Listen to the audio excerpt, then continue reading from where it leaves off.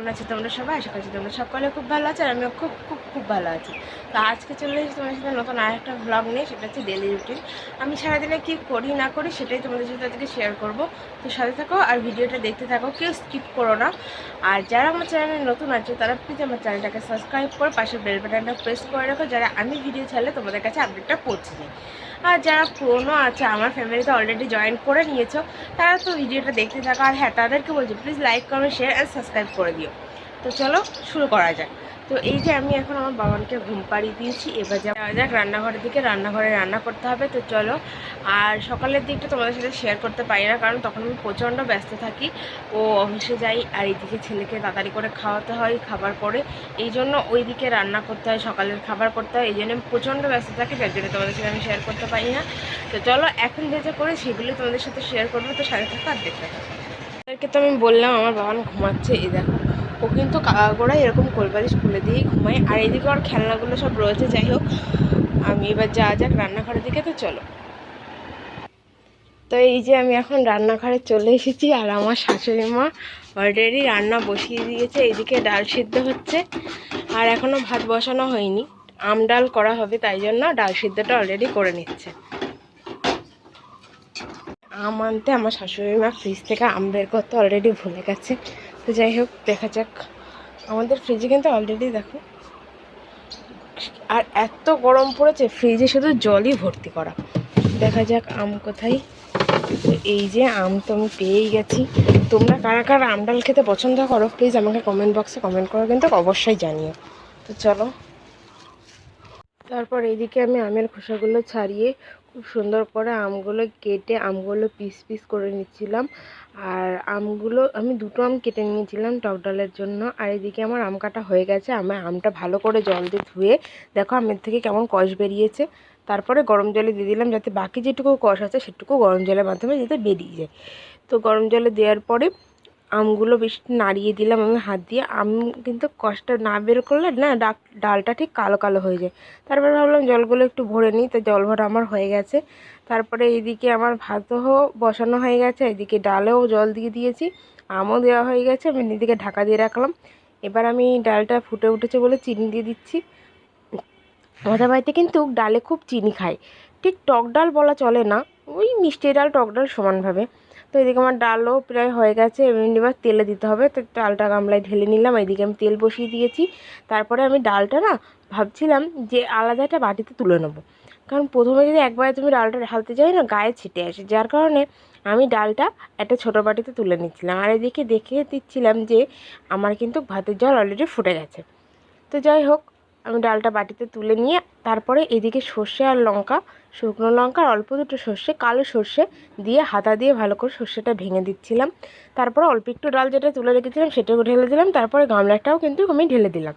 এবার বেশ একটু নাড়িয়ে যতক্ষণ না ভালোভাবে ফুটে উঠছে, এটা এভাবে জাল হবে। আর এদিকে আমি চালটা দিয়ে দিচ্ছি।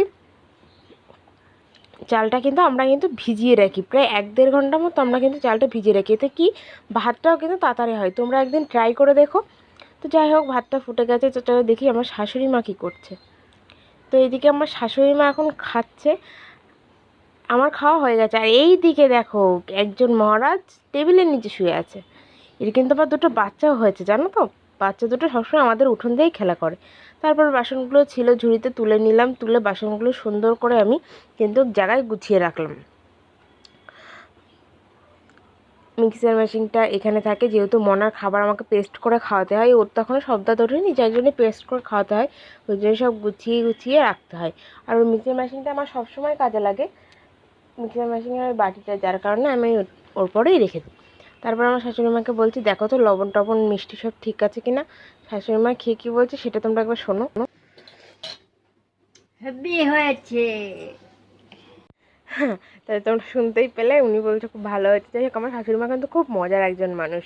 তো যাই হোক, তারপরে আমি ডালটা সব তুলে নিচ্ছিলাম, 3টে বাটিতে তুলছিলাম, যেহেতু ওর খাবারটা বাড়ির থেকে একজন নিতে আসে, তো ওর বাটিতে তুললাম। তারপরে আমি আর শাশুড়ি মা আজকে আমরা দুজনই খাবো, শ্বশুর যেহেতু বাড়ি নেই, আর রাত্রের জন্য একটা আলাদা বাটিতে তুলে রাখলাম। আর এদিকে দেখতে গেছিলাম আমার বাবা উঠেছে কিনা, কিন্তু না, ও এখনও ঘুমাচ্ছে।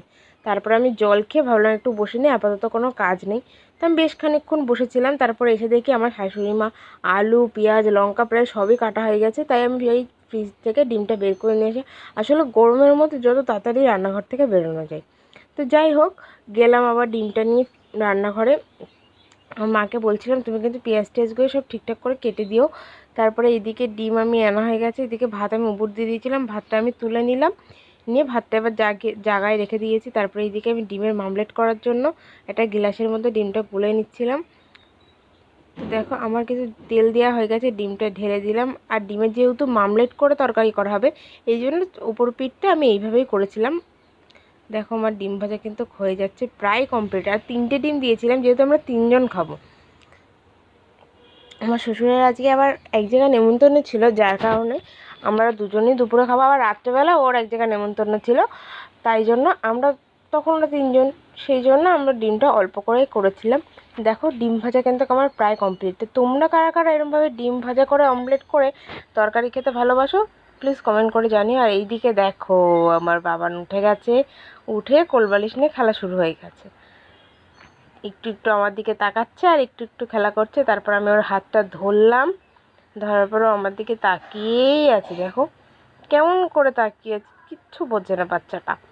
যাই হোক, তারপরে ওই উঠে আসলো, উঠে এসে আমার কোলে আসবে। তারপরে আমি বললাম ঠিক আছে তুই আয় আমার কোলে। তারপরে ভাবলাম জানলার পর্দাগুলো আমি একটু খুলে দিই। দেখো ওর খেলা কিন্তু বন্ধ নেই, আবার দেখছে যে আমি ক্যামেরা করছি কিনা। তো যাই হোক, আমি ওকে বলছিলাম তুমি এখানে আবার একটু ঢুপো দাও, কিন্তু ওই দেখো ও ঢুপো দিয়ে দিয়েছে। ওর এখনও ঘুমটা ঠিকঠাক হয়নি মনে হয়, যার কারণে ওরকম করছিল। যাই হোক, তারপর ভাবলাম আর এইদিকে জানলাটা খোলা যায় না, প্রচণ্ড রোদ, প্রচণ্ড। তার কারণে ভাবলাম যে না এটা থাক, আমি ওই পাশে জানলাটা খুলে দিই, জানলার পর্দাটা। তারপরে আমি এই পাশে জানলার পর্দাটা কিন্তু আমি পুরো খুলে দিয়েছিলাম।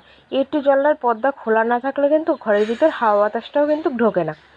তো যাই হোক, তারপরে বাতাস খুলে নিয়ে আমি ওকে একটু কোলে নিলাম, নিয়ে বেশ খানিকক্ষণ আমাদের মজা আড্ডা। আর আমার কিন্তু আমি ওর সাথে কিন্তু খুব মজা করি, আমরা দুজন এত খেলা করি, এত খেলা করি।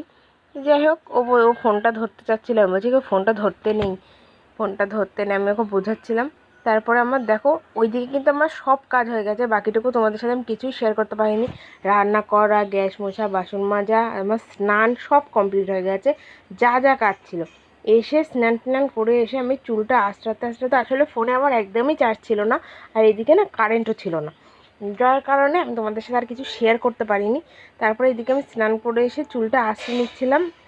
তারপরে ভাবলাম যাই বাবানকে একটু দেখে আসি।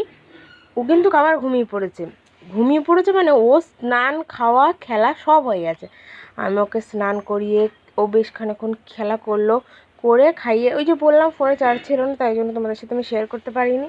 যাই হোক, তারপরে আমার শ্বশুর মশাই বিস্কুটের প্যাকেট এনেছিল অনেকগুলো, তো সেই বিস্কুটগুলো আমি একটু ঢেলে নিচ্ছিলাম। তো বিস্কুটগুলো কোটোতে ঢেলে নিয়ে আর আমি নিজের জন্য কিন্তু দুটো বাঁচিয়ে রেখেছিলাম, আমি যে এই দুটো আমি খাবো। তো যাই হোক, তারপরে আমি এটা মিটকেসে রেখে দিলাম। আর এই মিটকেস তারটায় না আমাদের শুধু খাবারই থাকে, বিস্কিট হ্যান ত্যান ভাজা টাজা এইসব যেটা হ্যান ত্যান নানা রকম। তারপরে আমার বিস্কুট খাওয়া হয়ে গেছিলো, এদিকে ও উঠে গেছিলো তার জন্য। আর ওর গরমের জন্য না, ওর যখন খাবার নিতে আসে আমি এরকম ঠান্ডা জলের বোতল একটু গ্লুকোজ গুলে ব্যাগের পাশে দিয়ে দিই, যাতে ও ওখানে খেতে পারে। তো গ্লুকোজটা আমার গুলা হচ্ছিলো, আর আমি কিন্তু এরকম একটা কাপ সিস্টেম করে নিচ্ছি যাতে ওই গ্লুকোজটা ভালোভাবে বোতলের ভিতর যায়। আর এই বাবা এদিকে কান্নাকাটি করছিল একটু খাবে বলে, তা মা বলছে আমি একটু জল দিই। তারপরে আমি মাকে বললাম না দাঁড়াও, জল দিতে হবে না, আমি এইটা গ্লুকনডিটা দিচ্ছি। তারপরে একটু গ্লুকনটা খাইয়ে দিলাম। দেখো ও চুপচুপ করে খেয়ে নিচ্ছে, ওর যে জল এত খেতে ভালোবাসে সে বলার মতো না। তারপরে দেখো আমি কিন্তু ওর ব্যাগের পাশে দিয়ে দিলাম, তারপরে আমি একটু জল খেয়ে বোতলটা রেখে আসলাম। আর এইদিকে আমার শাশুড়ি মা পুজো দেবে, যার কারণে আমি মোনাকে নিয়ে নিলাম। আর এইদিকে দেখো আমার শাশুড়ি মা কিন্তু পুজো করতে বসে গেছে। আর এই দেখো আমাদের গোপু সোনা, আমাদের গোপু সোনা এখন পুজো দেবে আমার শাশুড়ি মা, যার কারণে সব কিছু গুছিয়ে গাছিয়ে নিচ্ছে। আমি গোপু সোনার পুরো ভিডিওটা তোমাদের সাথে একদিন শেয়ার করব। তো যাই হোক, তারপরে আমরা চলে গেছিলাম ঘরে, বাবানকে খাটে বসিয়ে দিয়ে আবার জানলার পর্দাগুলো খুলে দিচ্ছিলাম। আসলে জানলার পর্দাটা আমি দিয়ে রাখি, ঘরে এত পরিমাণে রোদ্দুর ঢোকে। তো যাই হোক, ঘরে দেওয়ার পরে এদিকে আমার খেতে চলে এসেছিলো আমার শাশুড়ি মা, পুজো দেওয়া হয়ে গেছিলো। আর আমার শ্বশুর তো বাড়ি নেই, যে কোনো একজন ওকে নিয়ে রাখতেই হবে, মা বললো তুমি খেয়ে আসো আমি ওকে রাখছি। যাই হোক, ওই দেখো মা কিন্তু ওকে নিয়ে কোলে দাঁড়িয়ে আছে। তারপরে আমি এদিকে খেয়ে নিয়েছি এই যে ডিমের ঝোল দিয়ে, ভাতটা আমি খাওয়া শুরু করে দিয়েছি। ডিমের ঝোলটা কিন্তু খুব সুন্দর হয়েছিল, আমার তো বেশ ভালো লাগে এরকম অমলেট করে ডিমের ঝোল খেতে। তোমাদের কার কার ভালো লাগে প্লিজ কমেন্ট বক্সে কিন্তু কমেন্ট করে জানিও। যাই হোক আমার খাওয়া কমপ্লিট। তারপরে চলে এসেছিলাম ঘরে সব টুকটাক কাজগুলো সেরে। আর এইদিকে আমি জামা তুলে নিয়ে এসে জামা কাপড়গুলো ভালো করে ভাঁজ করে নিচ্ছিলাম। জামা কাপড়গুলো ভাঁজ করে নেওয়ার পর ভাবলাম বাবানকে এবার নিয়ে আসবো। বাবানকে আমার একটা কাকিমা নিয়ে গেছে। আর আগের দিন আমরা একটা অনুষ্ঠান বাড়িতে গেছিলাম, যার কারণে এই জামা কাপড়গুলো তুলতে হবে। এই উপরের শাড়িটা আমার শাশুড়ি মা পরেছিল আর নিচের শাড়িটা আমি পরেছিলাম। তোমাদের সাথে ভ্লগটা শেয়ার করতে পারিনি কিছুটা প্রবলেমের জন্য। তো যাই হোক, তারপর আমি, আর এটা জানো তো আমার বিয়ের বউ ভাতের ব্লাউজ। তো যাই হোক, সেই সবগুলো তোমাদের সাথে শেয়ার করলাম।